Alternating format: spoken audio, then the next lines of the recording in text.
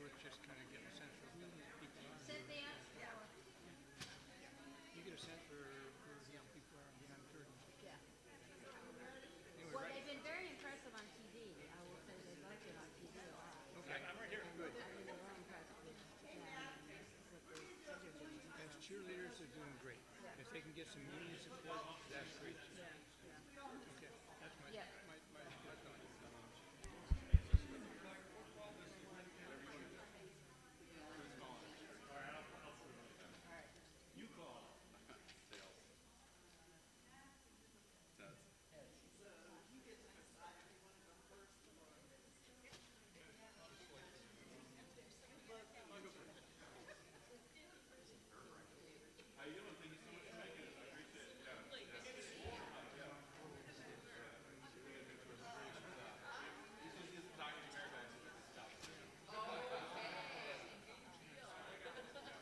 Are we ready to start? Everybody ready to start?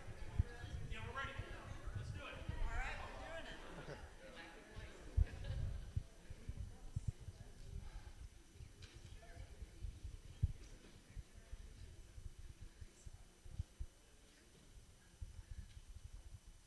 Thank you, everybody, for coming today.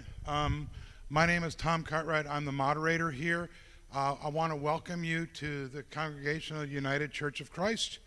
I will let everybody know that this is not a church-sponsored event, but we do open our church up for these type of opportunities. We are non-political, so either side, everyone is welcome here. We offer our church for AA meetings. We offer it for all sorts of events. So. But I tell you this because I do ask that you treat this meeting as respectful. You are in church, and it also happens to be kind of a special weekend. So, which is why our normal pastor is not here today. He kind of has other things going on. So I would ask that you just please be respectful. Remember, you are in a church, but this is not a church-sponsored event. So everybody knows we do have restrooms. It's probably easiest to go right through those doors there, back and to your right. So help yourself. Please be comfortable. Enjoy this afternoon's event. We are live streaming it. So anybody who has questions, I'm going to be running the sound and video. So I ask if you have questions, please come up here to the podium so everyone can hear and everyone on streaming can hear, because we're going to be switching back and forth to up front and at the podium. So if you have questions, don't shout them out, but please come up here. And that's all I have. I want to pass it over to the person running events. Cynthia, here you go. Thank you. Hi, everybody. How's everybody doing? Yeah. You ready to win an election? Yeah. Are we ready? We invited Greg Stubbe, of course. We always invite him, and we're so shocked he didn't come. Again, he didn't come. We had a chair whip for him with his name on it, and he chose not to come. I see all the shock on everybody's faces. All right, well, thank you all for being here, and again, a special thank you to the Congregational United Church of Christ. It's a time-honored tradition, like he said, that goes way back to before we were even the United States of America, where the Congregational United Church of Christ facilities would serve not only as worship places, but also as meeting places like this. So, time-honored tradition, and we're really grateful. Microphone. I don't have an indoor voice. If I speak into the mic, I don't want to hurt anybody's ears. So my name is Cynthia Pullum-Wolf, and I'm a member of the Indivisible Action Southwest Florida team, which is the primary organizer of this afternoon's event. I'm honored to help moderate today's town hall. We're here today because there is real reason to hope that one of these two gentlemen will be going to Washington, D.C. to represent our district.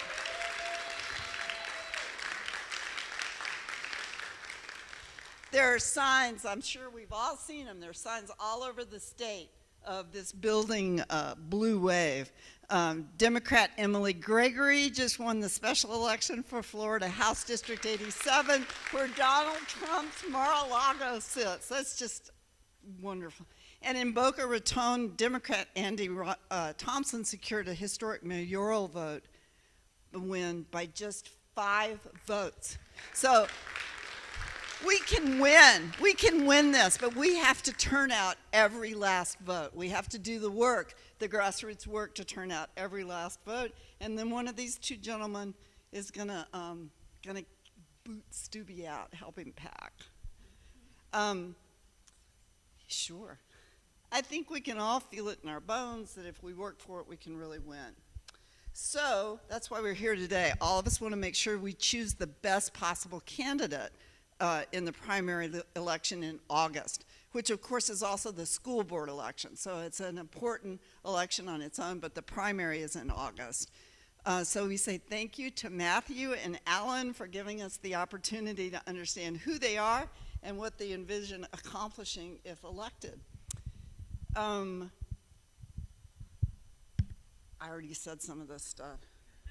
Thank God I'm with my people. Y'all don't care if I have to scroll up and down. Our communities deserve a representative who will do his job well enough that he doesn't have to hide from his constituents. We are tired of asking ourselves, what does Stubby do? We don't know. All of us here know that to make that happen, we're going to have to turn out every single vote. And that means doing the grassroots work. I already said a lot of this. Today's program is designed to give both candidates and community members a meaningful opportunity to engage. We've structured the conversation to ensure clarity, fairness, and respect for everyone involved. We'll begin with each candidate giving a 5-minute introduction of themselves and their positions. Then we'll open the floor to questions. If you'd like to ask a question, like Tom said, please make your way to the podium. And if you can't, if you're physically not able to make your way to the podium, then just raise your hand and I'll come to you and then I'll repeat your question for you. But if you're physically able, please do make your way to the podium. And then Judy has agreed to be our timekeeper. We're asking, in order that everybody have the chance to ask their questions, you'll have 2 minutes to ask. And then Judy, when you're 30 seconds from the end of your 2-minute period, she's going to hold up a sign. Then at 2 minutes, Tom is going to cut the mic. I wanted to use a crook, but they wouldn't let me do that because it's a church. We do this not to embarrass anyone, but to ensure that everyone has the opportunity to ask their questions. If a question pertains to both candidates, we'll give each candidate the opportunity to answer the question.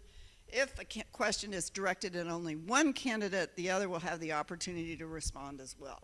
We'll alternate back and forth with who answers a question first. Again, in the interest of making sure that everyone has the opportunity to ask their questions, the candidates have kindly agreed to keep their answers succinct. Judy will be holding up a sign at the 5-minute mark to provide them a signal. We're normally very disciplined about keeping our indivisible meetings to 1 hour, but today we may go a bit over that because we want to make sure that everyone has a chance to get their question answered. All right. Any questions about our process? At the end, we'll give each candidate a couple of minutes to wrap up. Again, thank you all for being here, for your attention, and for your commitment to saving our democracy by winning the midterms. Let's begin. We did a coin toss earlier this afternoon to see who would go first, and it was Matthew.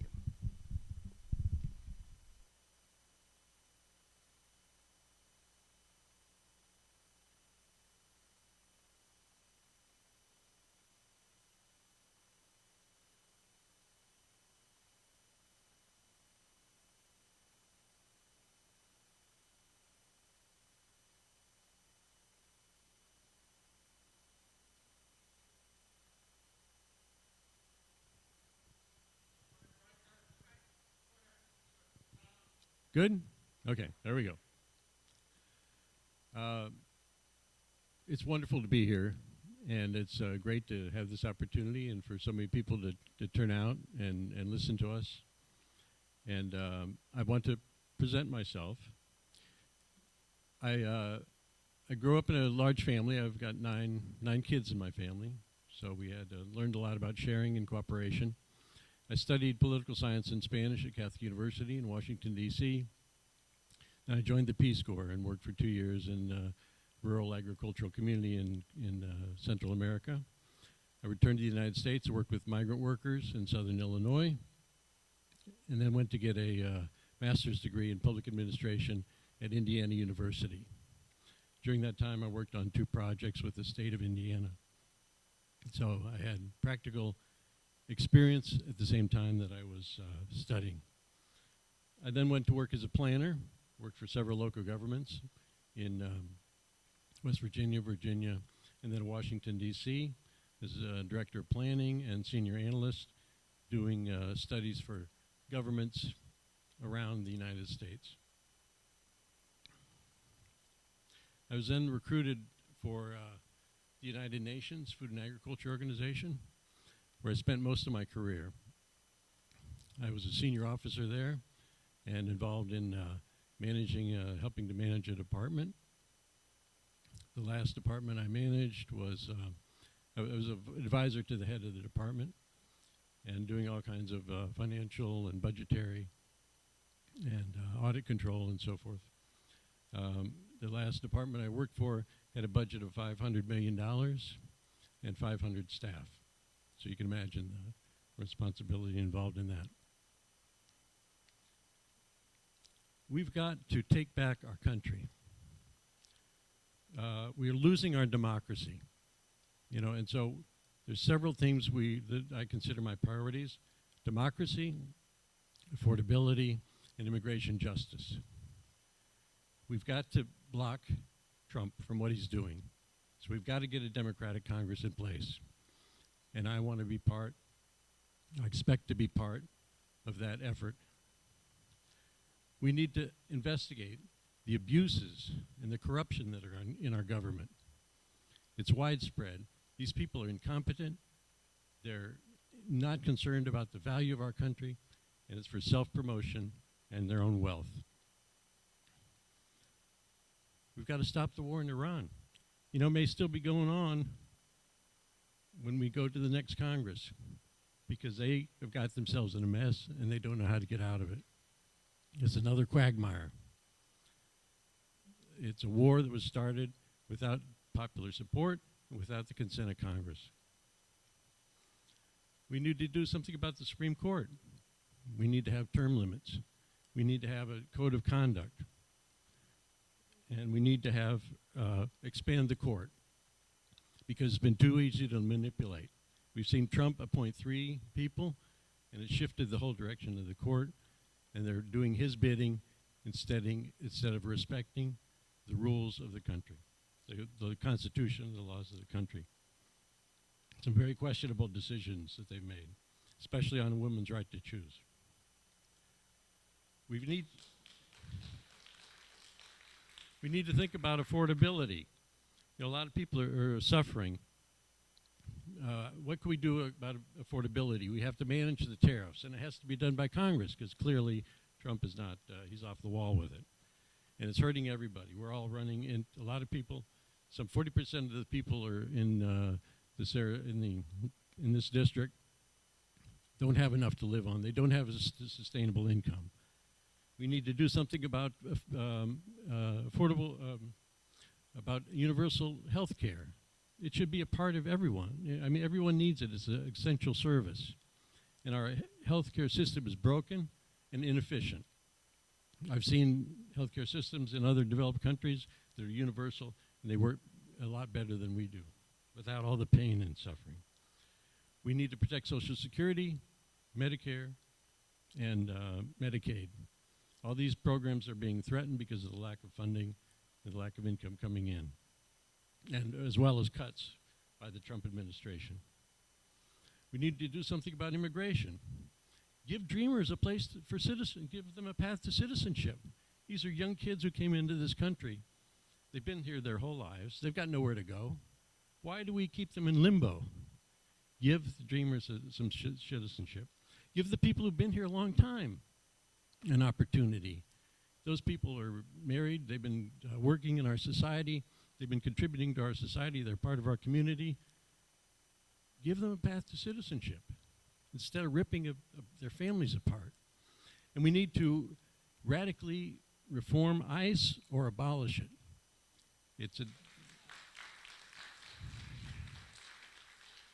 It's a horrible agency, and it's just not reflecting of our values. So I've had years of working in government, in financial management. I've years of working internationally. I've shown my commitment to causes. I'm a volunteer. If I start going through my list, it'll bore you. So I've done a lot of things. I work with AARP, Habitat for Humanity, and a number of other things. I'm in the community. I know the community. And I've been in the Democratic Party. I've donated. I've done canvassing. I've been in several positions with the party. I'm a true Democrat. So I think you'll see the differences through this discussion today. Thank you very much.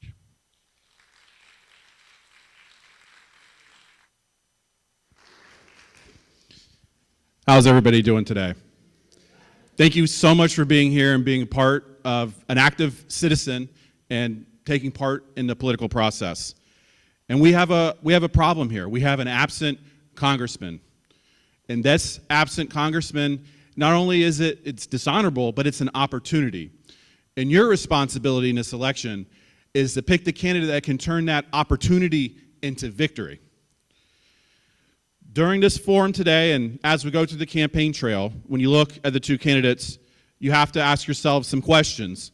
Which candidate will hold Greg Steube, the incumbent, accountable? He should not get a free pass for being absent. Which candidate understands the issues the best? Which candidate can build a coalition outside of the Democratic base that we have already and can attract people who are in the middle and on the other side to vote for them? And which candidate can upset and defeat Greg Steube? I believe that's me. And during this debate today, or forum today, it is my intention to show you that I will be able to defeat Greg Steube. I'm going to speak about issues. I'm going to give specific answers to those issues. I want to serve as a bridge between the generations and bring in a new generation of ideas into the party. And let me tell you about my backstory. So I graduated high school in Fort Myers High School. I met my wife at North Fort Myers in Publix. I was working in produce, the grocery department. I did everything there, and she was in the office staff. And then after high school, I went up to Tampa, where eventually I graduated with a bachelor's degree in economics from the University of South Florida. We lived in Pinellas County for many years, and we built a wonderful life. We have a 14-year-old son, and we moved down to Charlotte County during the pandemic. And pretty much as soon as I got down here, I started working in the community. I've been giving back. I serve as one of the scoutmasters in Troop 433 in Punta Gorda, and I found it very rewarding to work with the youth, to give back to them, and to see them thrive and help build better citizens. And my vision for America is really what's set out in the Declaration of Independence with a few key changes, but it's that everyone should have the opportunity for life, liberty, and a pursuit of happiness. And we know that's not what's happening today. My campaign is guided by 3 North Star issues: economic prosperity, which you all should have a copy of this on your seat. This is called the Prosperity Agenda, and it's a plan on how we address affordability. We're talking about child tax credits. Instead of paying those when people file their taxes, we want to have these monthly tax credits because we know that during the pandemic that this helped reduce childhood poverty and childhood hunger, all without spending any extra money. We want to do reforms to property insurance and flood insurance to bring down the cost of living. In addition, we want universal child care. New Mexico can do this on a state level, and we can copy what New Mexico is doing on a national level to accomplish these objectives. My second North Star is Social Security, to protect and strengthen Social Security.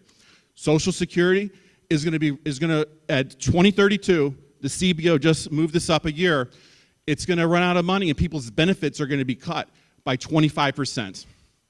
Current retirees deserve a dignified retirement. People like me who are current workers, we deserve to know that this program is going to be there for us. And future workers like my son, he deserves to know that it will be there for him when he gets to retirement. And the problem is, if we don't do anything, the Republicans are just going to let it go away, just like we saw with the Affordable Care Act, enhanced subsidies. Greg Stubbe has 145,000 people in this district that got those subsidies, and he was happy they went away, and he told you why it was great that they went away. And that's not right. That's not a starting point in this debate. So what I want to do is something simple that'll get us 10 to 20 years. I want to remove the wage cap on Social Security. So right now, if you make more than $180,000 a year, you don't pay any Social Security withholding tax on that next dollar. I don't think that's right. I think if you make $200,000 or $250,000 a year, you can still keep paying into Social Security so that other people can be made whole. But the time is now. The time is now for a candidate that understands the economy, that's trying to connect the dots in the economy. I have an economics degree. I work in finance. I'm connecting every issue of the economy, whether that's healthcare, immigration, or tariffs. It all impacts the economy. And my third North Star, which I skipped, is restoring law and order to our government. We have corruption. We have pay to play. We need to fix that. My campaign, we have something called the Get Shit Done Plan that calls for reforming democratic institutions. Sean Casten, a Democrat out of Illinois, he wants to expand the House. And I think this is the reason why Congress is dysfunctional, is because this is what we've all seen it. We've all seen, how many elections have we seen recently where the president, he is able to win the Electoral College and lose the popular vote. It's happened multiple times in my lifetime. And if we added more people to the House, it'll shift the Electoral College to states that have more people will have a higher proportion of votes. So this is what I'm bringing to the table. As you listen to us today, please keep your questions, please ask all your honest questions and judge us on the answers and what we are doing as well. Thank you.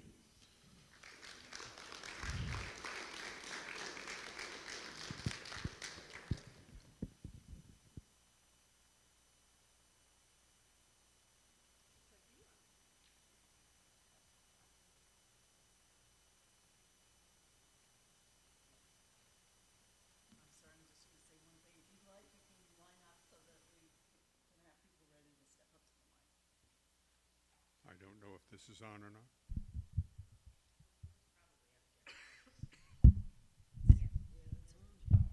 Okay, I have to get closer to it.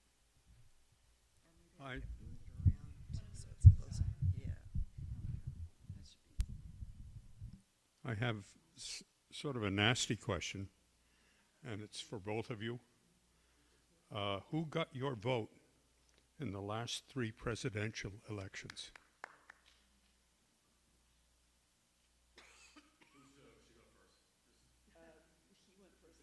Sure, absolutely. So the past 3 presidential elections, this is not something that's a secret. There's people who came to my campaign kickoff event.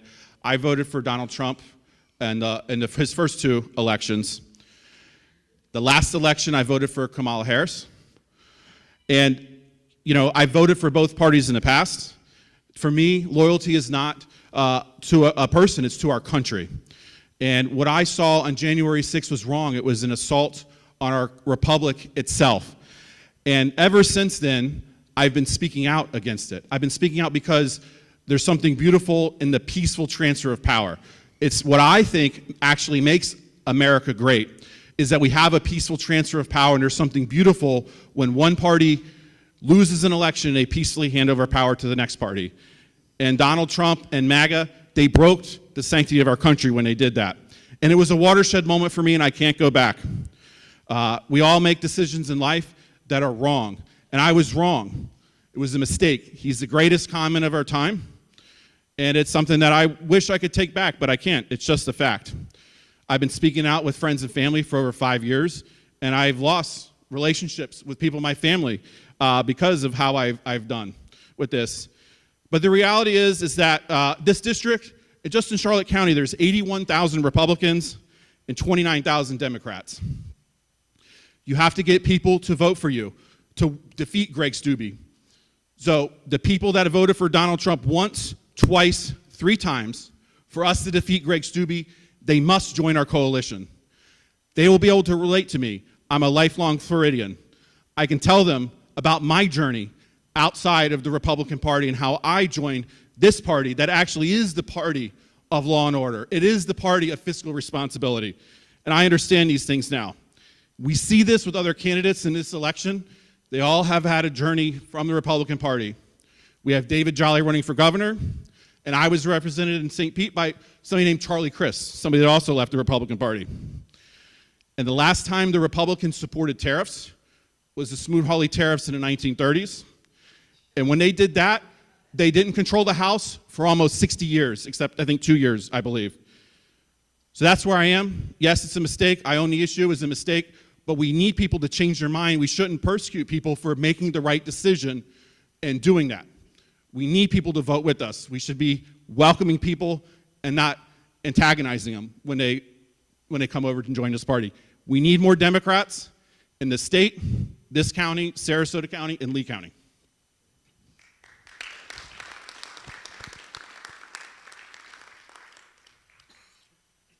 I voted.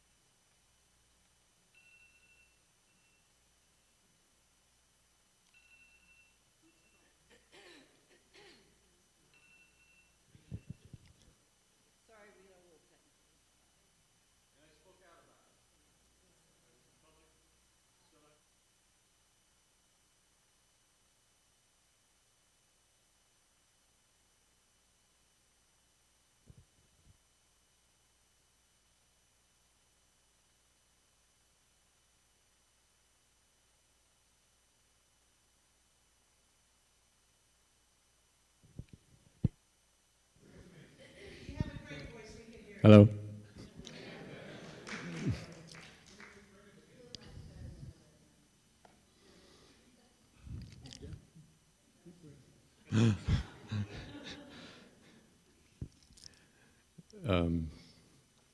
I spoke out against Trump when I saw he was being elected.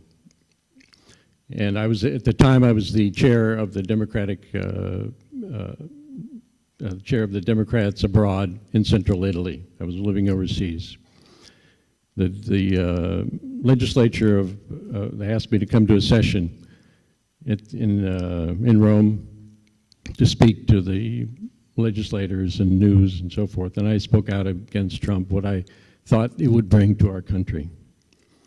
I had that judgment at that time. We had an election night party, which I organized, and we just had a lot of people crying.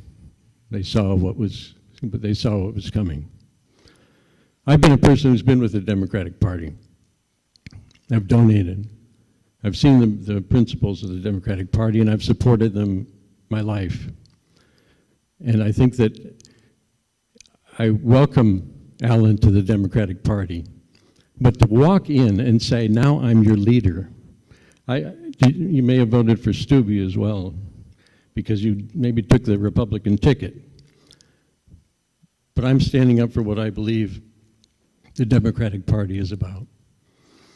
And that's where I am. You can make that choice yourself. Thank you.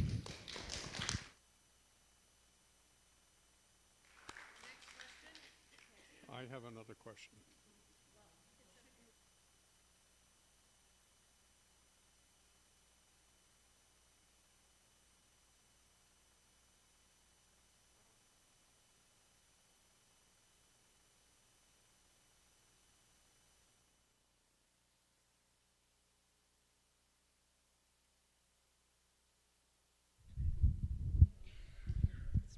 Wow, can you hear me now? Yes. Okay. My question is for both candidates. I'm very concerned about the environmental issues that seem to be getting left behind, just amazingly ill planned. Where are you with the environment? I'd like to know about electric cars and the national funds that you used to get from the federal government when you would purchase an electric car. Solar on our roofs. Everybody in Florida should have solar panels on their roofs in some way. Just wondering where you are environmentally and where you would go in the future. It's not much to ask. I've got the environment in my gut. I worked with organizations when I was studying for my master's degree. The school was called Public and Environmental Affairs because they're always drilling in. The environment has to apply in anything you do, and that's rules I followed as working with government and as a planner. In the United Nations, I was working with the Food and Agriculture Organization, where the whole issue of preserving our forests. I worked in the forestry department for several years. The whole issue of the destruction of the carbon in the environment and fighting climate change became central to agriculture. The people I worked with, I wasn't part of the study, but they were looking at the release of methane from the cattle. And they found this out, that this is a major contributor to climate change. You could imagine the fights internationally to try to suppress that information. But people who believed in it insisted that it come out, and it did. And it's changed how we address cattle in our agriculture. I've got a hybrid car, plug-in, so I'm trying to do my best to not use fuel. I see the destruction and the bad policies of Trump to eliminate support for renewable energy, to try to block the wind turbines, to stop the subsidies for electric cars. This is insane. And we're fighting a war over oil. We're still fighting over oil when there are other alternatives. There are renewable alternatives. There's other ways to move away from that need for that blood of oil that we have we're so dependent on. I think it's insane. And the most recent news in the paper said they were bypassing the Endangered Species Act so they could drill in the Gulf. Now, come on, people. I know you all are with me, but these are the things I've been dealing with in my life, and I've seen, and I've been part of. I have solar panels on my house, so I'm committed to the environment, and we have to also think about the development and the loss of critical habitats, all these elements. I'm a member of the Sierra Club, I'm a member of the National Parks, and I'm a member of the Solar Neighbors United. I'm committed to the environment.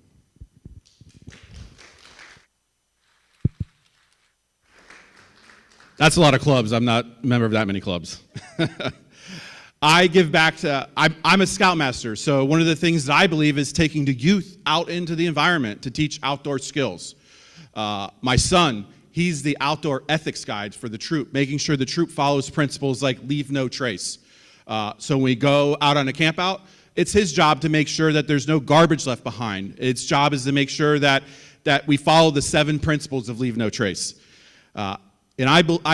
We had a very bad Hurricane Ian claim when I lived in Peace River Shores of the northern part of Charlotte County, and we decided to relocate. And we looked at a lot of places, and we decided to relocate, and we found that where we moved to Babcock Ranch, a place that gets its power mainly from solar energy. I'm very fortunate to live there. I'm very thankful that I can live there because the power is solar energy. At night, it goes on battery power, and then we also have natural gas as well. So when I looked to relocate somewhere, that was one of my that was a big decision for me. And also, it's built above green building standards. It's built with modern utilities. The sewers are new, the internet lines are new, And what it is, the state they bought over 90,000 acres of land when they built Babcock, and they're only developing, I think, 18,000 acres. And half of what they're developing, it's going to be saved for wetlands and green areas. And the rest of it is a preserve that'll never be built on. It's the largest, at the time, it was the largest time that the state purchased land for preservation. So I'm proud to be a part of that. Where the Scouts camp off of Burmont Road, Camp Miles, that land was given to the federal government gave the state of Florida a grant. And then the Scouting America, Southwest Florida, they leased that from the state of Florida. And this is an example of how the federal government can work. And one of the caveats was they had to have a place for youth. But this is an example of where the federal government can work with the state government to buy land so that we can have the wildlife corridor. The wildlife corridor is very important. We have endangered species like scrub jays, Florida panthers, that need this habitat. They need this habitat so they can thrive. We see the panther, it's already beyond north of the Caloosahatchee River now. So I believe in the environment. I teach the youth about the environment. I see value in taking the youth outdoors, and I care about the environment. And what I believe, if you look at my prosperity agenda, is we have market-based climate reforms. One of the classes I took in economics was environmental economics. And this is how we got rid of acid rain in the 90s. Everyone can remember that. But there's a program called Cap and Trade. And the most important thing to know about Cap and Trade is it puts a price on pollution. So when polluters don't pay for pollution, it creates an inefficient market, something called negative externalities. And these market-based reforms, they fix that. They put a price. So if you're a polluter and you're dirtier, you have to pay more. If you're a clean entity and you emit less pollution, you end up paying less. So it creates a market mechanism for polluters to clean up their act. And I want to expand this into things like the fertilizers that we have, the runoff in the Lake Okeechobee, that end up causing the algae blooms that end up killing fish. We can expand it to other areas as well. And something else we should also look at is the state should also buy land, get land, and also have agriculture. We need to have agriculture that is environmentally sensitive, but we do need more farmland in this country as well. So I believe in that as well. So that's where I am on the environment.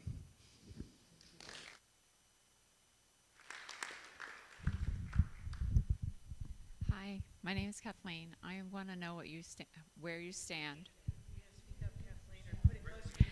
Okay. My name is Kathleen, and I want to know how you stand on taking money from big corporations, crypto, AI, American Israel Pact. And I want to know if you would promise today, right now, if you become the candidate, would you promise not to do that? I think it's for me to go first. So on AIPAC, I'm not seeking any money from AIPAC, and I wouldn't take any money from them if they gave it to me. So that's where I am on that specific question. As far as corporations, I would take money from corporations if the corporation somehow our values align, right? So you look at a corporation like, I don't know, Costco. They pay their people fair. So I possibly may. I haven't had that. But what we need is campaign finance reform, and that's why. This is the heart of the question, the heart of the problem, is that the billionaires have too much influence in politics.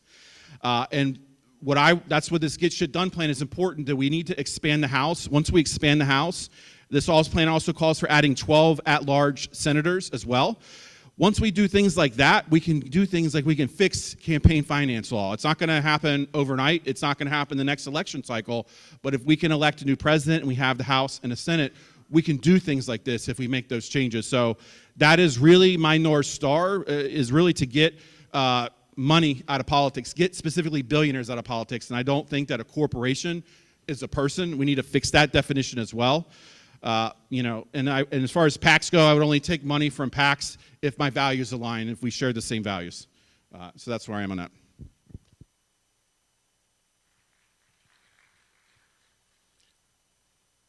I think it's a pipe dream to believe that we could expand the House and expand the Senate and it'll make a difference. I think it'll just be more confusion in Washington, frankly. We do need to get money out of politics. That is definite. And we need a Congress that does that, and we need the voice of the people to make sure that that happens. I will not accept any corporate PAC money. I'm categorical about that. That's it has to be from the people. We have to have the people representing, supporting our candidates, and that's what I've been doing, is going to individuals for their donations. Our campaign finance reform needs radical change and adjustment, that's for sure, and that would be a priority when I'm in Congress. Thank you.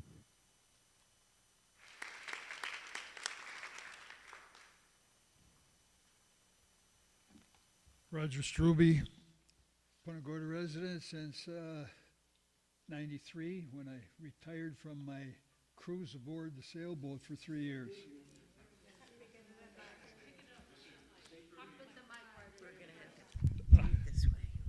Do it this way. Unaccustomed as I am to public speaking. Just said I retired in 63. I'm a retired physician, HMO medical director for the past 15 years of my career. Been retired, now it seems like forever. Part of what we were trying to do back then, and they still may be able to do it, is to actually finance medicine through universal health care. This is what I believe in.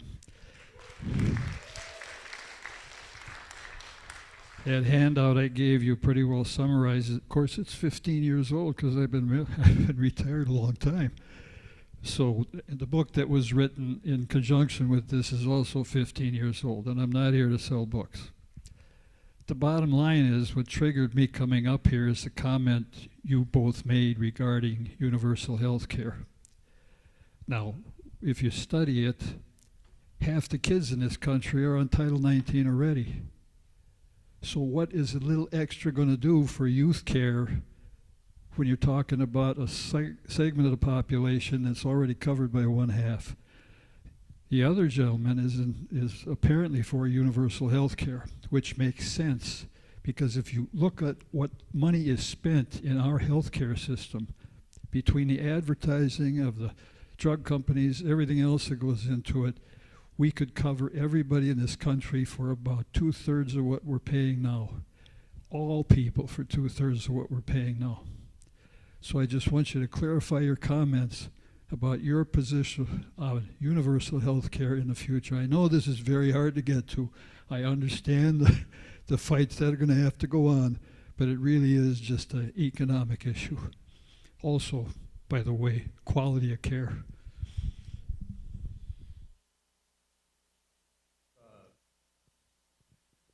I've traveled to other countries, lived in other countries. Even when I was in the Peace Corps, kind of many years ago, they had universal health care. This is a Central American country, that took care of everybody. And I've been in Europe, and I see their healthcare system. And people are generally content with it. It works well. And it's a lot cheaper than what we're spending here in the United States. And we're treating people well. If you have somebody with a major illness, it drives them into bankruptcy. They're lost. And it's a worry when if you have an illness and you're worried about the finances on top of it.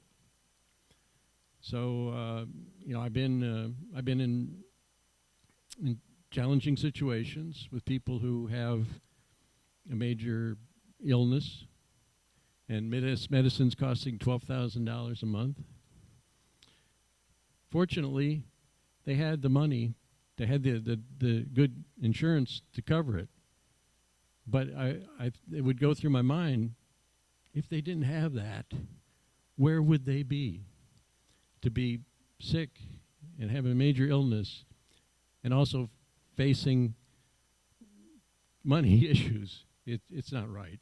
I think it's a question of justice, and we're a rich country. We're a very rich country. And why we can't take care of our people on that basic need, it astounds me when I see it being done in so many other countries.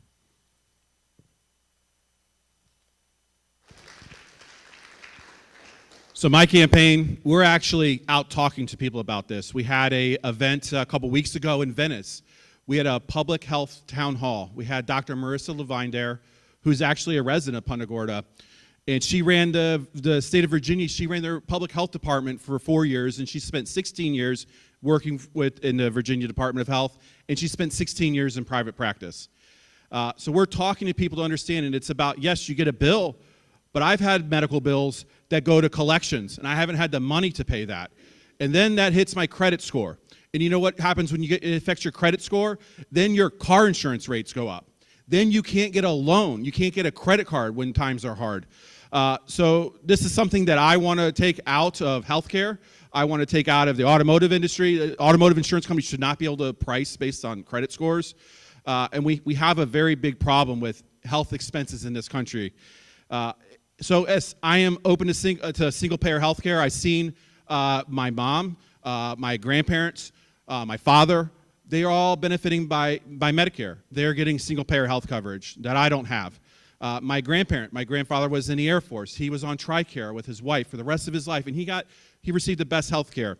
The fundamental problem that we have right now is that we spend more money than other countries on health care, and at the same time, we have less desirable outcomes as other countries. For instance, one of the things I learned at the healthcare town hall was that the doctors are incentivized to become a specialist. There's more money in doctors to become a specialist. And what we actually need is we need more general, like practitioners, more normal doctors. We need to find a way to incentivize medical students to become normal doctors, because then you can do preventative health care and you can treat people before they have to go to the emergency room. I was speaking to a voter the other day, and this is how we know healthcare is there's a bigger problem. And they told me they work with this woman who had a gallbladder that has to get taken out. And you know what? She couldn't afford the $3,000 deductible to get her gallbladder removed. So she's actually right now, she's waiting for her gallbladder to burst, and that's a life-threatening condition, to go to the emergency room so she can have it done. And that's the reality, is that we have a two-tier system of healthcare, maybe 3 tiers, but it's too much. There's too many people that are left behind. In America, and you look at the Declaration of Independence, we have life, liberty, and the pursuit of happiness. I see healthcare as a fundamental human right. And what I want to do in Congress is we need to have an open, transparent cost-benefit analysis to look at the public option, because we need to get some people from the other side to vote with us. One of the things that I'm really sick of is I'm sick of one side dictating everything that happens. And we need some people, we need some buy-in from the other side to make make changes like this happen. If we don't, things just grind to a halt. And regarding the House, Matt was talking about earlier, when Barack Obama was in charge, he's the president, the Democrats had the House and the Senate, and they got the Health Care Act done, but there are things like Citizens United and things like that we have to change the House. It's important. We're not going to be able to get anything that we've done talk about here getting through the House unless we can change the House. Because right now there's one representative for 800,000 people.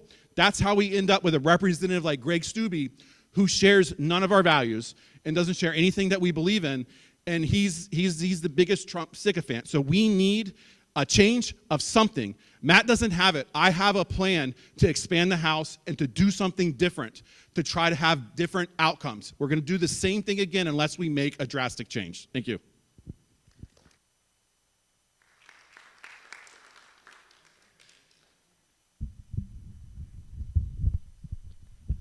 Second question.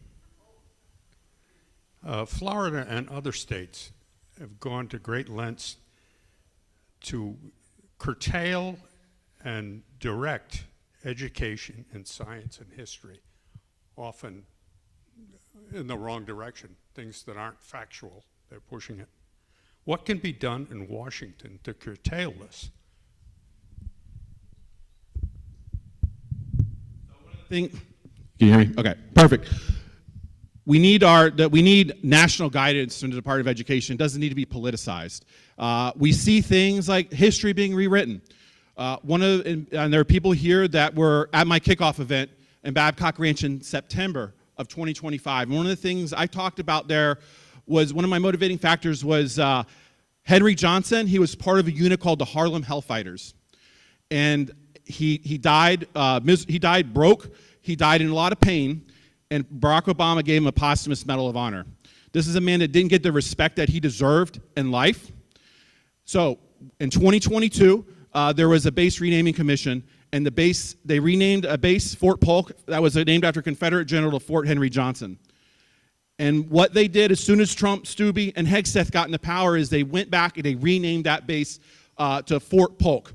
And that really pissed me off because the warrior ethos that Pete Hegseth talks about, this man exemplified it. He fought off 20 Germans in hand-to-hand combat in a trench raid. He is brave beyond anything that most of us can ever even imagine. And that bothered me, and I just see this as a problem of history trying to be rewritten. And it really bothered me. That was a really big red flag for me. And so what I did is I left the Republican Party when I saw that Donald Trump was going to get the nomination again. I became an MPA voter, and then I voted the straight Democratic ticket the last presidential election.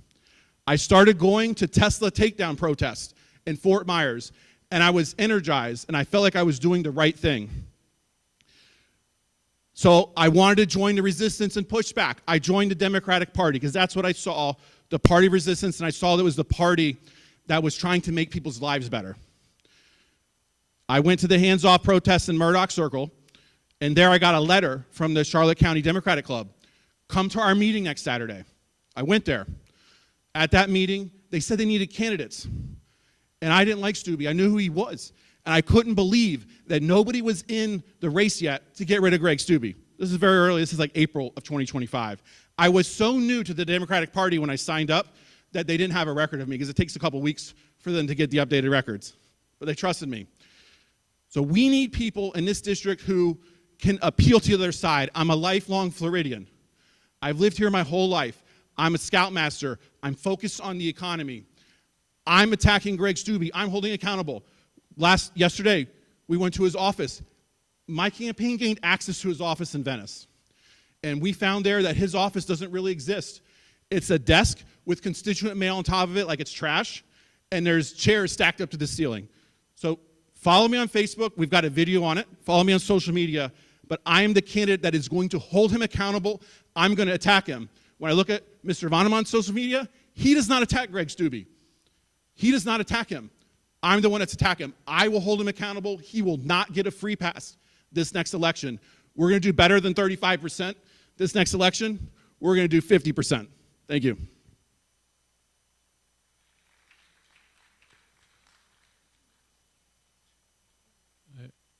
I believe the question was on federal influence on education in the state. One of the things I've learned as I've been working at city governments and state governments and federal governments is that we each have our own responsibilities. You can't really, the federal government can't really, it can try to influence what the state does, but the state goes on its own. And DeSantis is a special case, and what they've done in terms of history and so forth is shameful, quite shameful, and we see it happening at the federal level as well. So anybody who goes into government's got to understand those responsibilities and where the power is and what could be done. I just resent the comment that I did not attack Stubbe. I think if anyone goes into my Facebook or social media, they will see I've been after Stubbe since I ran the last time in 2024. I had an element called Stubbe Watch, where I would constantly say, Stubbe, you know, this is what he's done, and this is why it's wrong. So definitely, you cannot say I've not attacked Stubbe. I've been to plenty of demonstrations. I've got it on my social media, and when when they're having a demonstration, Lorraine Moneypenny, when they were going to protest Stubbe arriving at a golf club to speak, Lorraine Moneypenny came to me and she says, give us what you got, because we know that you're the one who's been after Stubbe. I don't resent people coming into the party. I think it's great. But Alan wears purple. It's like he's still not sure he's going to be blue.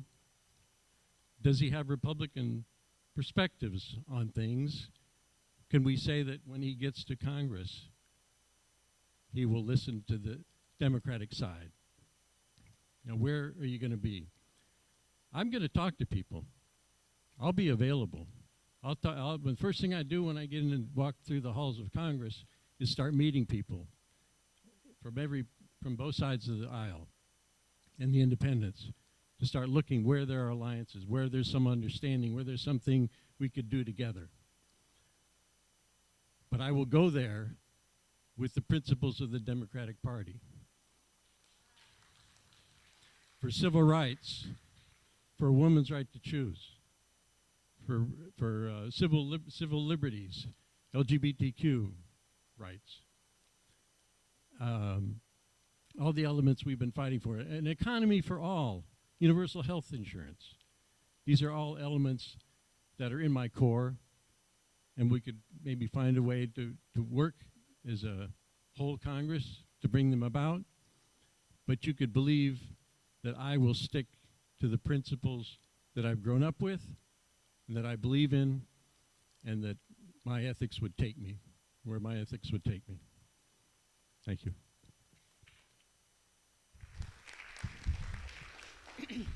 So, Judy, you're going to have to time me, because once I get going on this, be sure your timer's turned on. No, you should go last. I'll be respectful, Senator. Oh, thank you. So, my child is wonderful. She's intelligent. She works hard. She has worked hard to make the down payment on a house. She pays her taxes. She does all of those things. She is also transgender. And one of the things I find most appalling in politics right now is how transgender people are being marginalized and scapegoated in the same way that my Jewish ancestors were in 1930s Germany. And I keep hearing people say, well, that's a polarizing issue. Let's don't talk about that, because if a Democratic candidate gets up and says, I'm for protecting transgender people, then they'll be attacked for, oh, you want men in girls' bathrooms. So please tell me how you would take action to make sure that my daughter is safe to stay alive and unharmed in this country.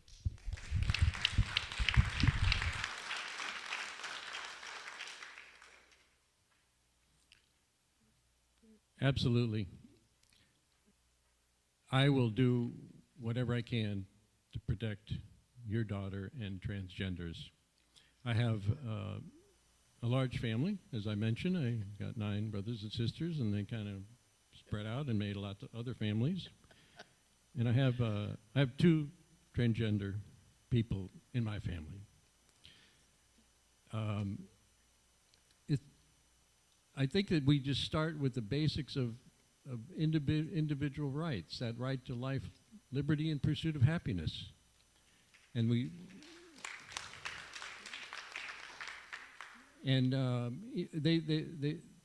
they've used it. The Republicans have used it to create that, to try to create that division, to have that cruelty, and it's wrong. And so we all have to stand up and say that it is wrong, and we've got to do the right thing and have respect for those people, for transgender people.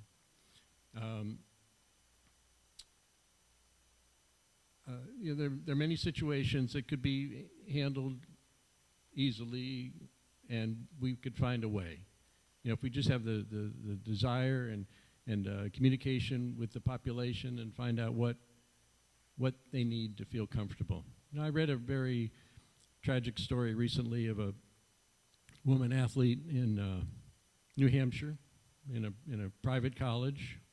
She was transgender and generally being accepted at the college, but then around the town and so forth, they were not accepting.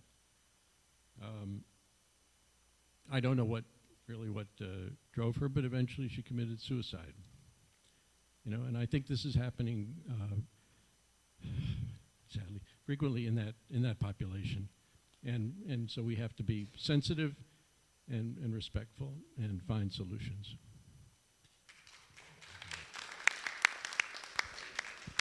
So I sort of alluded to this a little earlier when I talked about life, liberty, and pursuit of happiness, because the Declaration of Independence says that men, and I said everyone. And I believe that people should be accepted for who they are. They shouldn't be persecuted based on, the people that they love. This is something, there's been gay and trans people all throughout history. And these people are made in God's image. We're in a church, right? And people must be accepted, and we're talking about that suicide, and it's because, that they don't feel accepted. So I've had trans people at many of my events. I've had trans people speak at my events. I'm going to go to an event very soon where I'm going to be speaking with a trans person. So I have volunteers in my campaign that are in the community as well. So I am focused on civil rights. And I think that we need to make sure that gay, trans people, brown people, black people, everybody is a person and their civil rights are respected. Unfortunately, we've seen this immigration crackdown where people are being racially profiled. And this is a step back. And one thing that I believe in is that we should not, racial profiling should not be used in law enforcement in any way whatsoever. But as far as the trans community, yes, I support them. They are people. They need to be respected. They need to be accepted for who they are. They need to be felt welcome. We need to make sure that we give them all the protections that we can under the law so they cannot be discriminated against. That's where I am on that.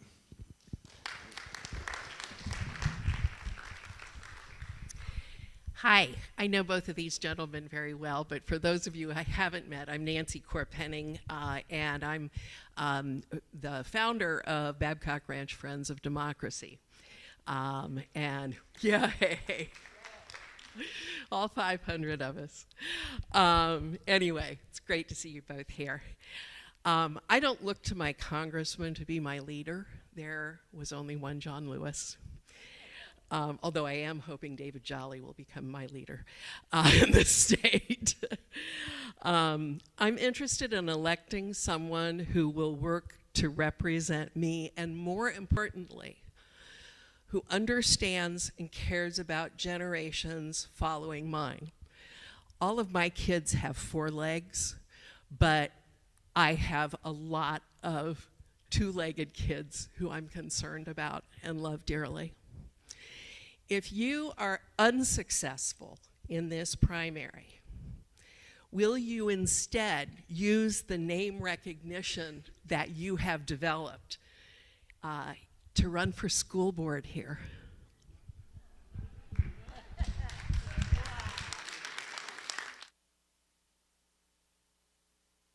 That's a tricky question. So I never imagined myself being in the school board. I can definitely say that. But one thing I've learned by doing this is that I believe that the school board is very contentious. So it's contentious in Lee County. It's very contentious in Sarasota County. It's actually, I think, more intense in this congressional race. And there's a lot at stake. We just saw in Sarasota County a bunch of teachers were recently let go. There's a battle over money going to private schools, schools of hope, and public schools. I'm not in this for name recognition, although I do need some of this to run the campaign. So I have not thought about that. But what I will promise is that if Mr. Montavon defeats me in the primary, that I will back him. I will do anything that he asks me to do. I will go on a campaign trail with him. I will be there for him and make myself available for him. I will endorse him. Because the most important thing for me is Greg Stubbe. Because he is not fit for this job. He's a coward that's afraid to speak to his constituents, and I'm going to tell that on the campaign trail. That's one of the things that I'm doing on the campaign trail. So I haven't thought about it. I might have to take a rain check on that question. Thank you.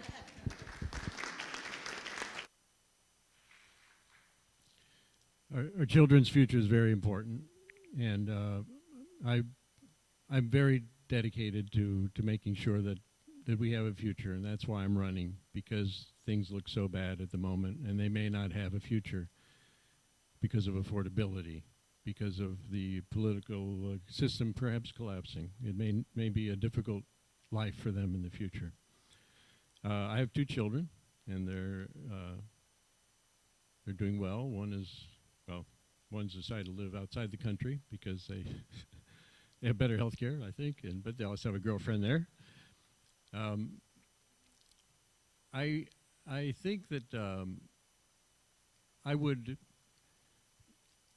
I'm running for office, and I know that there's some idea that, we need a younger person. But at this stage, we need somebody who's experienced, that's been around and done a lot of elements in terms of government, in terms of community, in terms of Democratic Party, to make a difference. I don't think it's time for anybody. If there was I don't think, I must say, I joined the race because I don't think Alan is ready to run. Maybe in future years, maybe, but I don't think it's time for Alan. But I'm not going to be in Congress for a long time. I know it's time for me to think about taking a real retirement.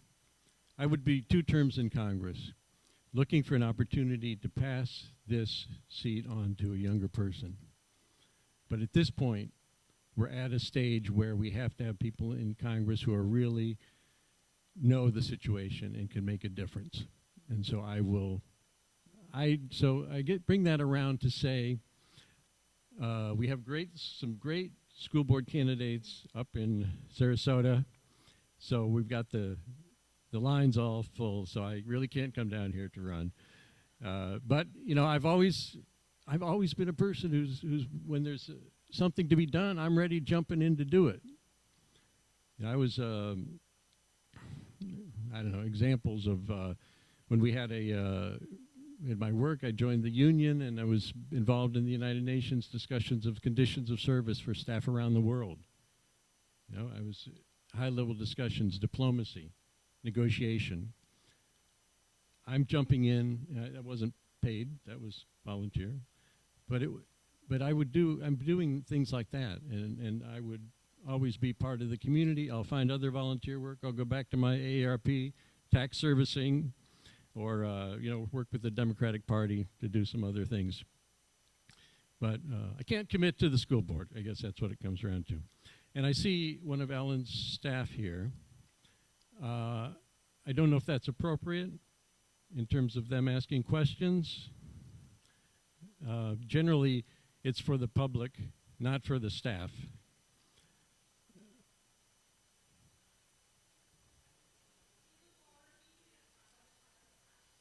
Okay, maybe I could, Allison, maybe you'd like to ask a question? Go ahead. Go ahead. Thank you both for being with us today. My question is primarily for you, Mr. Monavon, because 2 years ago, and that is why we know you, because you've been a candidate before, but you did lose to Manny Lopez, and you've had a long time to campaign, and so I'd like to know if you've learned any lessons, if you're doing anything different, because so far, we see the campaign performance, right? And so we do want to win. And what is your plan to win the primary, first of all, right? In groups here and wide. I've been to house parties, I've been to Democratic groups, I've been to other groups, I've been to events, I go to the Tiger Club and meet people, I've been to other county meetings and so forth. I'm out meeting people, and I'm very confident that I'm spreading the word and creating that base to win this election. I also have a good base of contributors. I probably have over 200 contributors and a good income for the campaign. I did learn a lot. I ran the last time, the first time. I never expected to be a politician, but I realized that I saw the need for someone to step up and be with my government experience, with my international experience, with my financial background, and with my community engagement. I felt I had the skills really to make a difference and to be a representative in Congress. We come back to the question of, what would you expect of your member of Congress? I will be a representative. I'll be back here, as I go to so many other community meetings, I'll be back here to talk to you, anybody, Republican, Independent, Democrat. I'll be listening to the community. I'll be responding to the community. That will be driving my agenda. And so I think I have those skills. I've been out in public. I've got the ability to be your representative and to replace Stubbe and to give you a representative you deserve.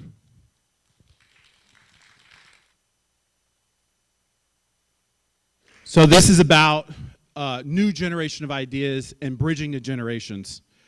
I'm qualified for this office. I am of age. I've been a Democrat long enough to meet the law requirement to be with this office. And what you have to do is look at the campaign performance.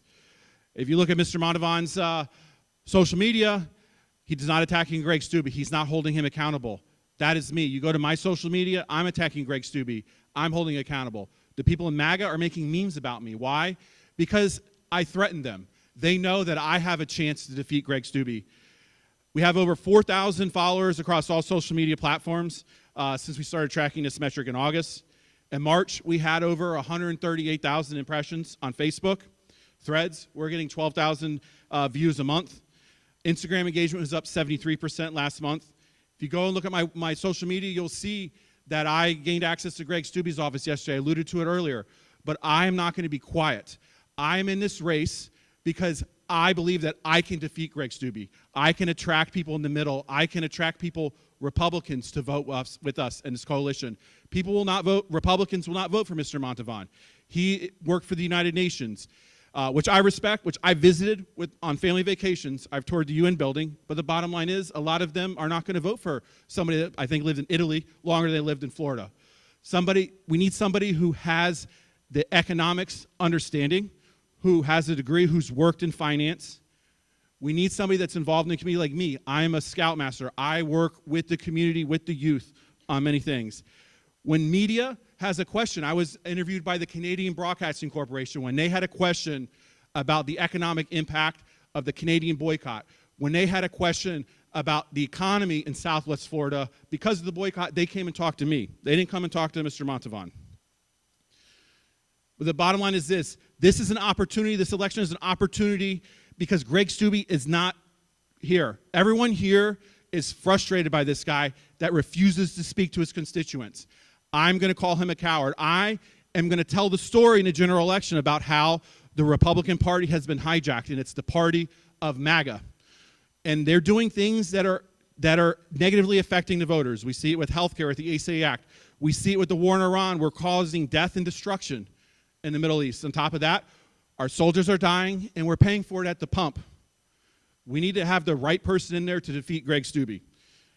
So that is, thank you, I'm done.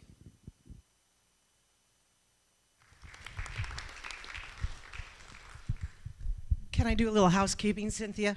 Hi, everybody. I'm Vicki Welsh. It's so lovely to see you all here. I appreciate you coming today.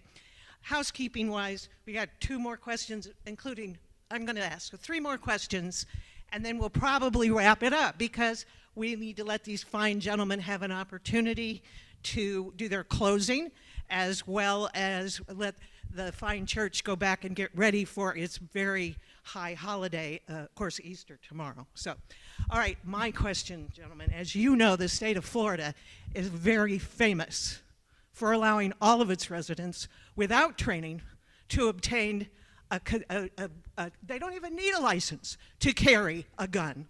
They can carry these guns everywhere they want. Luckily, they can't carry them here because this church is posted. And that's probably one of the reasons why Representative Stubbe did not come today, is because he doesn't go anywhere where he can't take a gun. So I need to hear from you what your position is, not only for the state of Florida, but for gun rights everywhere, because for me it's a very important topic. Thank you. One thing I would say on that is, as a society, we can't keep doing the same thing, and that's what we're doing right now. There's more and more mass shootings. We have to do something different. We can't accept the status quo. Regarding open carry, I'm totally against it. I don't think that we need open carry. It's not something that we need here. And as far as Greg Stubbe carrying around his gun, you know, that's another story I want to tell on the campaign trail, because can you imagine being so insecure with yourself that you won't go anywhere where you take your gun. How can you live your life like that? I know that I'm very secure in myself and who I am. I would support bringing back a Clinton-era assault weapons ban. We saw that was effective in the past. I remember that, and we need to not make it, I think it was a 10-year ban, we need to make it longer. We don't need magazines, extended magazines on guns. But what we need is, we need red flag laws. We need a way for people, if they get their privilege to have a firearm, their right to have a firearm removed, we need to get a way for them to challenge that in court. They would need their day in court. But it's important that we have background checks, including closing the the loophole on background checks at gun shows. But I do believe, I do it as a scoutmaster. I train the youth in firearms. We have a shotgun merit badge and we have a rifle shooting merit badge where you shoot a .22 rifle. And it's very important that we educate people in firearms, because once you pull the trigger, the bullet doesn't come back. That these are not toys, these are serious things. I think education is a very big part of it. We have to educate people about firearms. And so that's where I am on firearms. I'm pretty clear on that. No open carry. Bring back the assault weapons ban. People don't need assault weapons. People can have a pistol or they can go hunting. That's what I believe.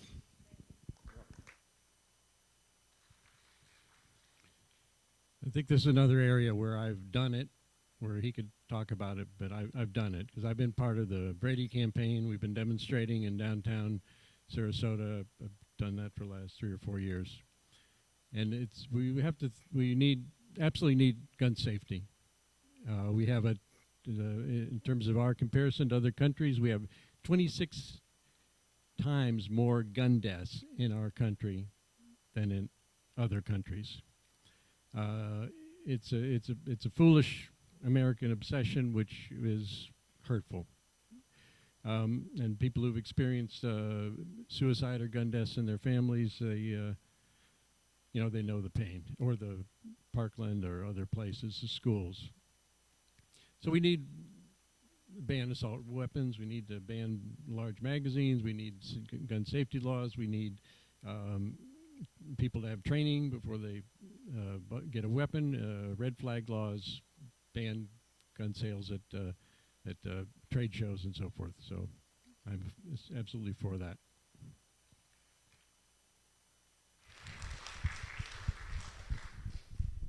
Good afternoon. Thank you for coming, Alan and Matthew. Appreciate it. This is a small town, but we can do big things. So thank you for coming. My very great concern is that the billionaires are taking over this country. They're taking over the world. They even seem to be taking over space now. They're heading up different place. Some of them want to go to Mars and let them go there. My concern is that they're taking over the media as well. We know what happened with Elon Musk.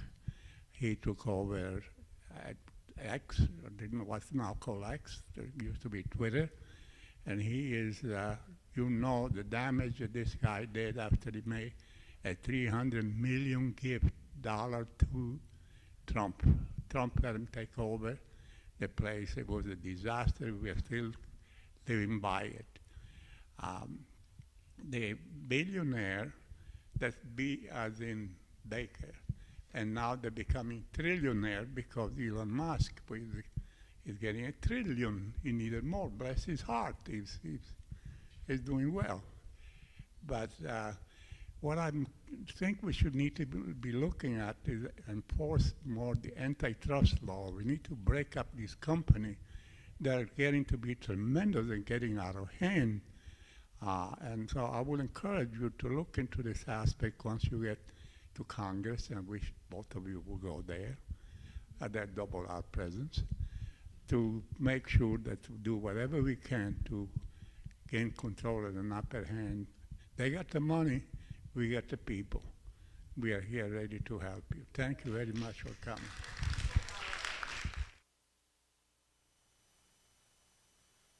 I fully share that concern. The difficulty is that they're taking over everything, and they're taking over elections. At the same time, there's the money going in to buy the people who will service the people who have money.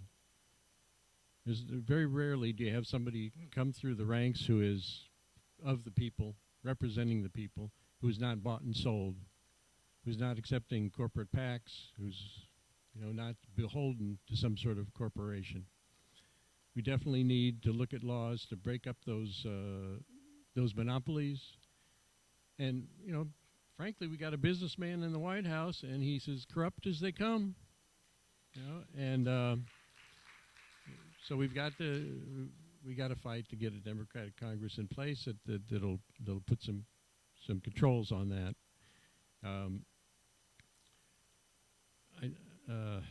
It's up and down the scale, and then they're taking away the money.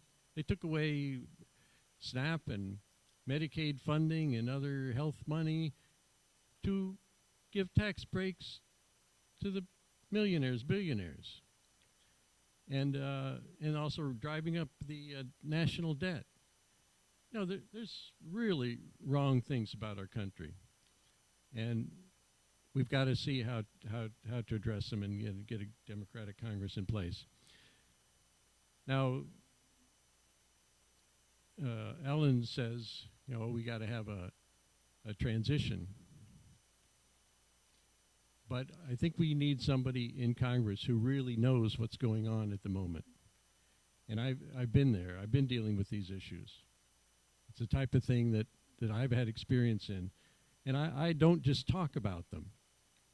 I look at how I could apply them. I join organizations that are facing these issues. I volunteer. I'm in the community. I know I'm talking to the people every day about these things. It's not just counting how many social media hits you got. You need voters. And that's where I'm reaching out to voters and letting people meet me and giving my campaign and telling them what I'm about. And I think that's the winning ticket. And he can't say that I won't attract Republican voters, because there's plenty of Republican voters out there who are saying they don't like what's going on either.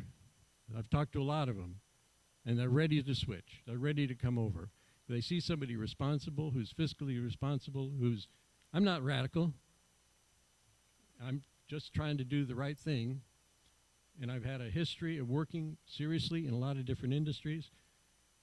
Alan's business is buying and selling securities and crypto. Is that enough experience to say he knows about what's going on out in the bigger world? I was a Boy Scout leader too, and I applied the same things. But I've done many other things too. And I don't think it's time to pick up a young person just because of age. You got to think of experience and commitment.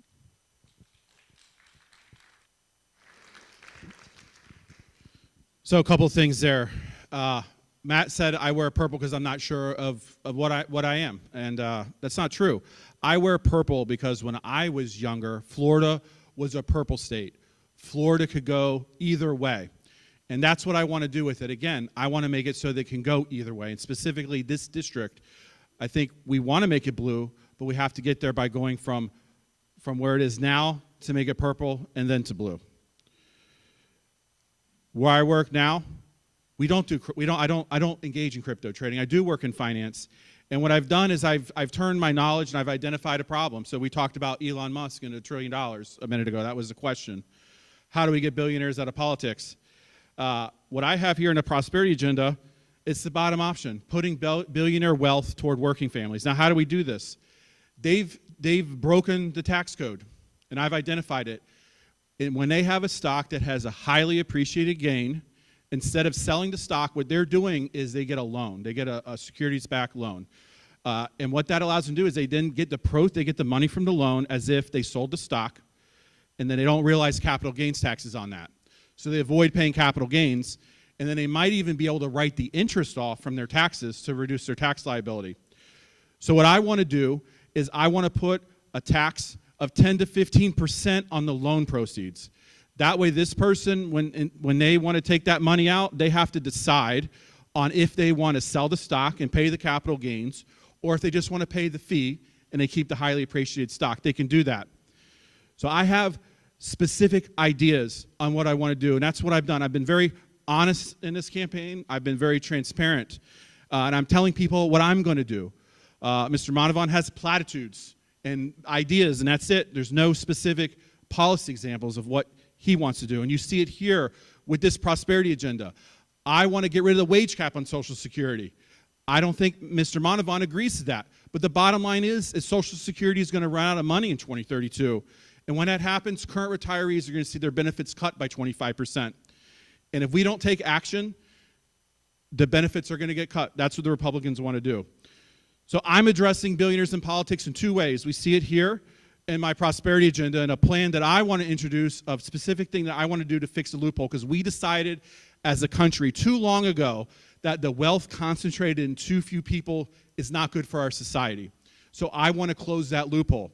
The other thing I want to do is I want to expand the House. I've talked about it a couple times, but I think to me, it's why the House has been dysfunctional for as long as I can remember, for the past 20 years. And, I have specific ideas. His idea is just to hope that things are better in the future, and that's not good. I'm the candidate that can attract the Republican voters. I'm not going to fall into them. I'm going to go out and get them. They will be able to relate to me. I will be able to relate to working families in Charlotte County to get them to vote with me.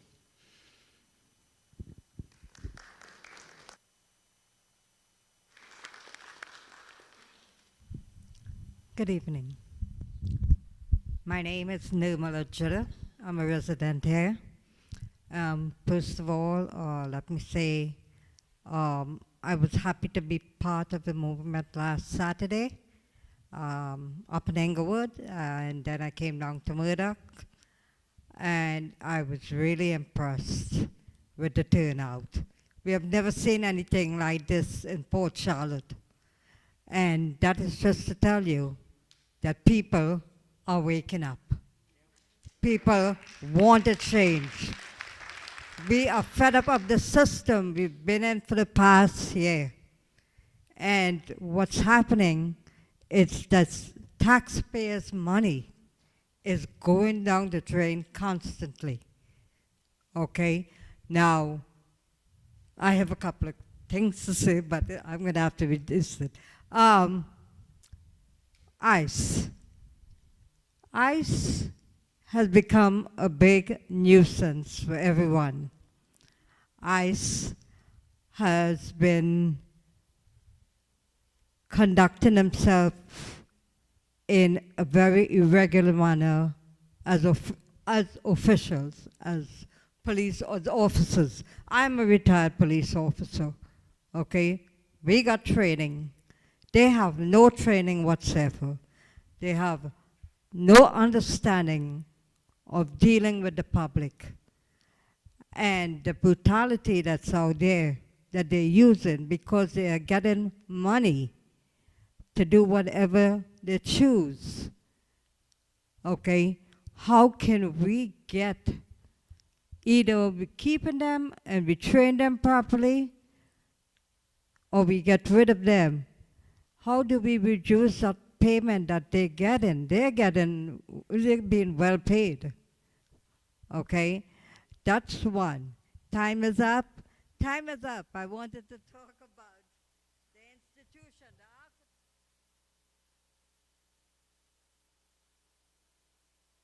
Thank you for the question. So the question is about ICE, Customs Border Patrol, Immigration Enforcement. I have a specific plan on this. I've said it before that I think we need to remove racial profiling from law enforcement. It is wrong. I'm speaking to too many people in this district who tell me that, they're afraid they have to carry their birth certificates, they have to carry their passport with them. That's not the kind of America that I want for the future of this country. And this is the problem with Greg Stubbe. He's not talking to those constituents and getting their feedback. He should be talking with them, and then he should go and tell DHS, hey, there's my voters, my constituents in the district, they're afraid to leave their house because of what they look like, what their accent is. We've seen, to me, the really bad apples are the Border Patrol. They are the worst. The ICE is bad as well. So we need to have reforms before we give them any money. So these are common sense reforms. And I do thank you for your law enforcement service. I think most people get into law enforcement because they want to help other people. I want to start with that. But we want ICE and Customs and Border Patrol to take their mask off. The American people will never tolerate a masked police force. And they should not, if they were doing things that the people agreed with, they would take their mask off, but they don't. So take your mask off, follow a warrant issued by a judge. They need to do that before they enter somebody's home. We saw they've changed that. So what I want to do is I want to hold people accountable. Agents that violated people's civil rights. Those agents are not fit for service in the government. They should be put on a do not hire list. They should be held to the fullest extent of the law, civilly and criminally, for the things that they did to people. So we have to get the bad people out. Do we get rid of DHS? Do we get rid of ICE? I could see it possibly getting maybe split up into different organizations. So we could put like the part that goes after financial crimes, we can put that maybe with the Department of Treasury.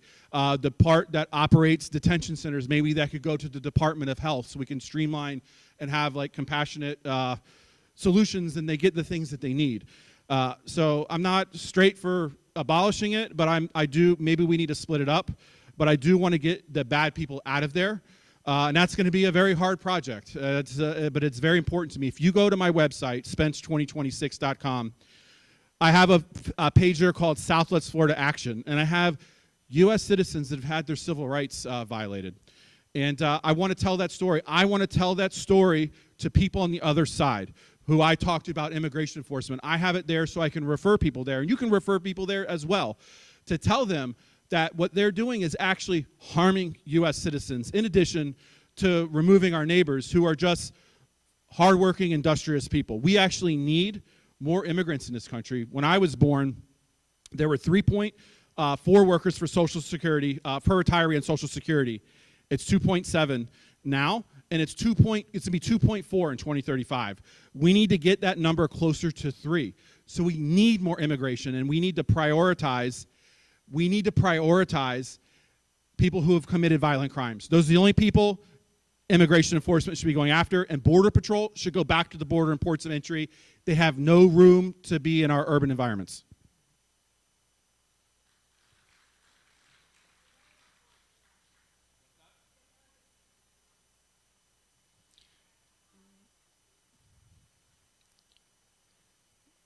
So,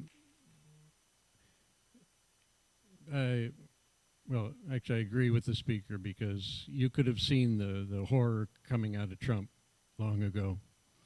But it's another area where Alan could talk about, but I've done. You know, I worked with migrant workers. I worked with the United Farm Workers when I was in college. When I came back from living in Central America, I talked to people about migration and their feelings about that. Many wanted to come to the United States for opportunity. I worked with migrant workers in Southern Illinois. People coming through harvesting crops and so forth. I was servicing them. I was teaching English and helping them find jobs if they wanted to get out of the migrant stream. You know, I know kind of the people who've been involved in these questions of immigration. And in Sarasota, I was the president of the Democratic Hispanic Caucus. So we were issued some press releases and trying to take action to make sure that these people had attention and were serviced. And I helped start the Immigration Justice Coalition of Southwest Florida. That's set up in Sarasota, but covering the region.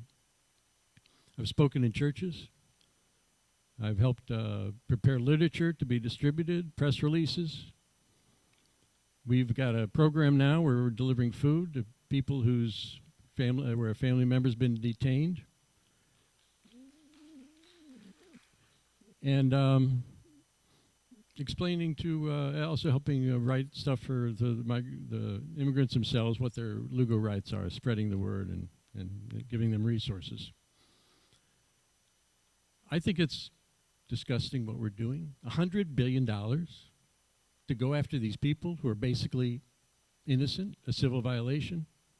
Clearly, you go after the people who are criminals. But hardworking people with families who've been here a long time, they have American-born children, you know, maybe a spouse that has a nationality, and you walk into the court to pursue your immigration case, and they arrest you.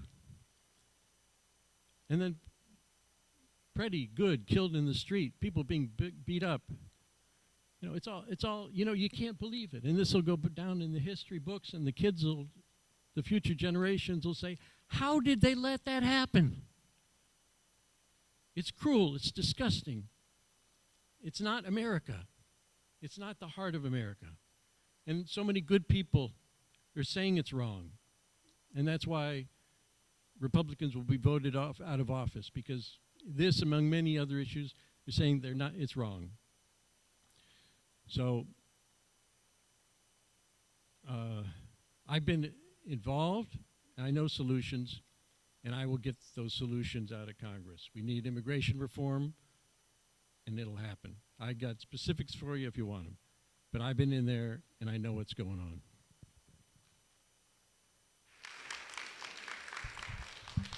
I promised a very quick question, and it's about women's rights. And it's specifically, I'm a historian, I taught women's history for many years, and I think one of the greatest tragedies in all of US history, not just women's history, is the failure to pass the ERA. So what would you do in Congress? I mean, if we had passed the ERA, we would have equal pay, we would have, you know, the right to our own bodies, all those basic rights that men have. You know, I don't mean to get aggressive about it, but it's really frustrating. So what would you do in Congress?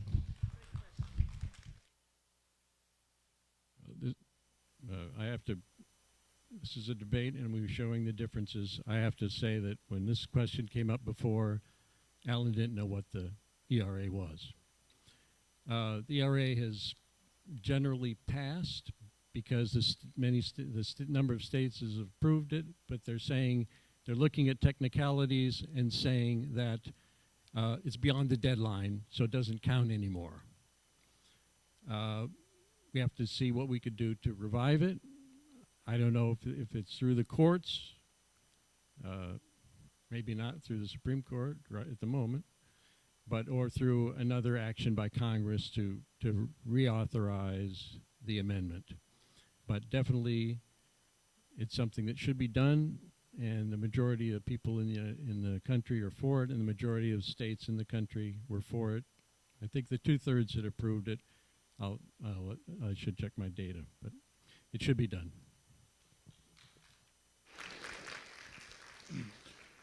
So there's a question. Why hasn't this passed? It's because Congress is dysfunctional. You heard me talk about it several times here. And the fact that we have Congress, we have representatives that do not share the same values as us, do not represent us. That's why I want to expand the House. I want to expand the Senate. I want 12 senators picked at large in national elections by popular vote. Because we have a problem in this country. Congress is dysfunctional. It is not doing its job. It is not representing the people. I've given ideas here on the specific ways how I want to get money out of politics, how I want to reform the institutions of our government. My opponent, he just said now, he could talk on it if he wants, but he doesn't have a plan. And I hope you've seen that here. I'm the candidate that is talking about Greg Steube. He is not attacking him. You see it here. He's talking about other things. He's attacking me more than he's attacking Greg Steube. So I want to expand the House, make it so there's one representative for every 500,000 people instead of the one representative for 800,000 people. It's time to do something different. You can't keep repeating the same thing and expecting a different result. And that's what my opponent wants to do. I've talked about Social Security, how I will work to pass legislation. I will be a vote to get rid of the wage cap. If Congress doesn't do anything, your benefits will be cut in 2032. I know how important this is to America, and I know how important it is to the middle class as well. So, I will get rid of the wage cap. That will buy us 10 to 20 years in Social Security. I will push to adopt Sean Cashton's legislation called the Equal Voices Act, so we expand the House. We do reform on the Supreme Court in that plan. When there's a trial involving the government as a plaintiff or defendant, we bring up 4 judges from the lower courts and we make a panel. This is a way where we can shift power away from the current justices. So I'm giving specific answers. My promise to you is that I will attack Greg Steube. I will not let him get a pass for being absent.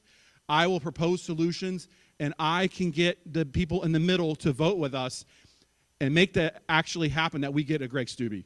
I think Mr. Monavon is in this race to win a Lifetime Achievement Award.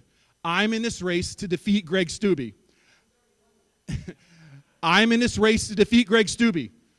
And that's why I am running for office. You can't punish somebody for doing what is right.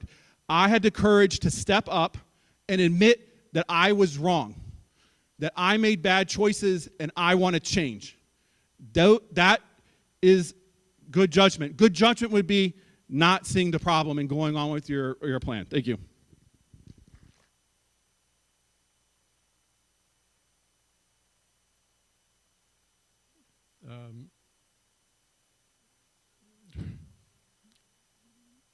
Okay.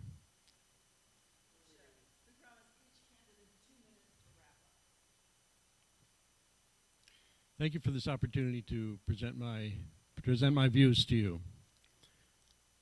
I hope you've seen that I have experience working in government, both locally, at the state level, internationally, where we do have many international concerns, and that so much of my life has been involved in all of these issues we're talking about. The environment, minorities and how they're treated, civil rights. It's all part of me. You know, I'm not here suddenly waking up to say, now I'm going to do this. It's been just part of my nature. And I'm trying to make a difference. And I believe right now we need very, very strong people in Congress to make that difference. I believe I'm well placed to win this seat. I think that if people would recognize my background, I have the experience and the commitment to make it happen. Decades of experience. I'm a fighter. I stood up for so many things. I'm out there at front. I've joined organizations. I'm ready to put my time and money into it. I've got the democratic values. And it's not that it's fine, people come into the party, that's great. But are they ready to lead the party? I'm responsive to your concerns, and you can see that because I'm in the community activities all the time. I'm taking advantage of being part of the community. I'm a candidate who will lead us through this district, with this district. I'm not, as I said before, I'm not looking for a career in Congress, but it's a time when we've got to be in there and ready to stand up and make a change. Our democracy is in crisis. It's not a game. It's not a game. It's not just a competition between Alan and me. We have to make decisions for our future and for our children's future. We got to take government back. No kings. I have the evidence, I have the experience and commitment to make it happen. I hope you'll join my campaign and support me, donate whatever, or get involved volunteering. I'll just say, my time's up. God bless you. God bless America.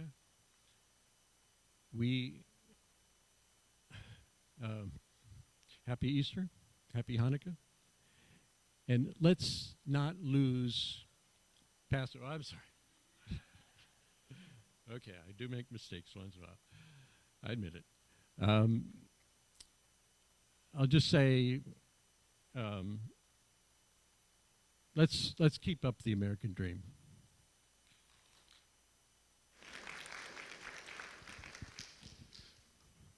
So I'm 43 years old. I have a son in his first year of high school. My and my family's future is tied to the success of this country. One of the reasons I'm running for office is the lessons from history. History teaches us that when you're not happy with something, that it's time you have to take a stand, You have to speak out. That's what I'm doing. I'm doing the right thing. The choice should be clear. Which candidate will be able to defeat Greg Steube? Which candidate has given you specific policy ideas today that will guide them when they are in Congress? Which candidate can attract voters from the other side to join our coalition? I told you there's over 80,000 Republicans in Charlotte County and less than 30,000 Democrats. We need to grow the Democratic Party in this area. They are going to see how Mr. Monavon has attacked me, and it is going to be a turnoff. They are not going to vote for him. I can attract voters from across the aisle. I see it when I go to the petitions. I went to the Sarasota County Fair, and I was getting petitions from Republicans and NPA voters. I heard Mr. Monavon got into an argument with somebody. Mr. Monavon has also said I'm involved in crypto, said that I wear purple because I don't know what I am. These are not true, and this is something I've been battling the whole campaign. Which candidate do you think Greg Steube will be nervous about? Is it me or is it Mr. Monavon? That's the choice that you have to make in this campaign, and I will attack him. Just yesterday, I got access to his office, and I'm going to file an ethics complaint with the House Ethics because he is misrepresenting himself. He is representing this office on all of his emails, his website, that this office is available to the public for constituents to speak to him, to give him letters. Well, I tried to do that yesterday. I tried to exercise my First Amendment right to petition the government for change. And there, we got in there, and we was there for less than a minute before I told I had to leave. And I didn't drop my letter off. That was signed by numerous constituents in this difference. Matt, you have a great background and you're a great person, but you've tried this before and you were unsuccessful. It's time for somebody else to have a chance, that I believe that I'm the person to defeat Greg Steube. The time is now for somebody who understands the economy, who has an understanding of economics, somebody that is a father currently to a young child, somebody that works in the community as a scoutmaster. I'm running my campaign like it's the 21st century. Mr. Monavon's running his campaign like it's the 20th century. So I need you to go to my website, follow me on social media. If you want to see the video that I made at Greg Steube's office in Venice, and my ask is that you make a contribution and support this campaign if you haven't yet. And if you're able to, make a monthly contribution. That allows us to set a budget and plan for our spending in the future. My website is Spence 2026, and I thank you all for being here. I appreciate your time today.